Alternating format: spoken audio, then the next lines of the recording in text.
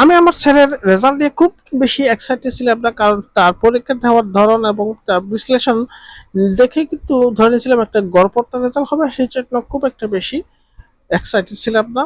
তো নর্মালি একটা রেজাল্ট হবে সেটা ভেবে ধরে নিয়েছিলাম।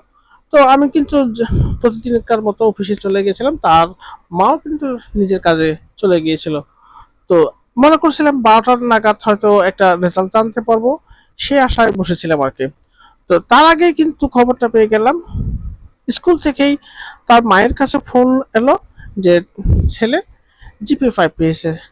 তারপর সে খুবই অবাক এবং এক্সাইটেড হয়ে আমার কাছে ফোন দিল যে ছেলে জিপি 5 পেয়েছে। আমি কিন্তু হতবাক হয়ে গেছি, কারণ এরকম একটা ফলাফল আহ, আশায় ছিলাম না, আশা করি নাই।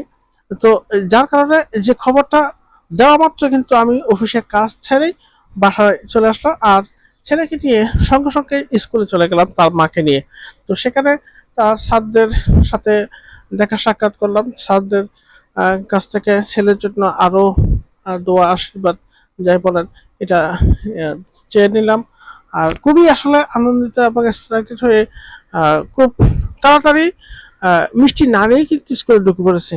তো স্যারদের কিন্তু তার প্রতি একটা সহানুভূতি, মায়া, মমতা এবং আদর ভালোবাসা অবশ্যই ছিল, যার কারণে তার যে রেজাল্টের কারণে স্যারেরাও যেমন খুশি, স্কুলের আহ, তার বন্ধু বান্ধব আছে সবাই খুশি এক প্রকার। আমরা আসলে অত্যন্ত আনন্দিত যে ছেলে মোটামুটি খুব বেশি 12টা হলে কিন্তু জিপি 5 পেয়েছে, এর জন্য আসলে খুবই আনন্দিত।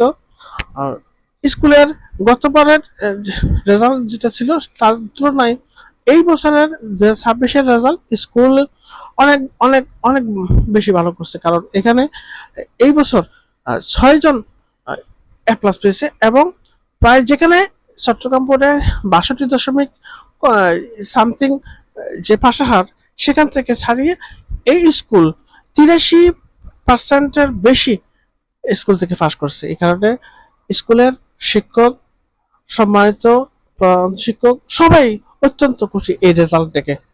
তো সবাই আমার ছেলের জন্য দোয়া করবে, আশীর্বাদ করবে, সে যেন আরো ভালো করতে পারে, জীবনে উন্নতি করতে পারে, সেই দোয়া ভালোবাসা কামনা করছি আপনাদের কাছে।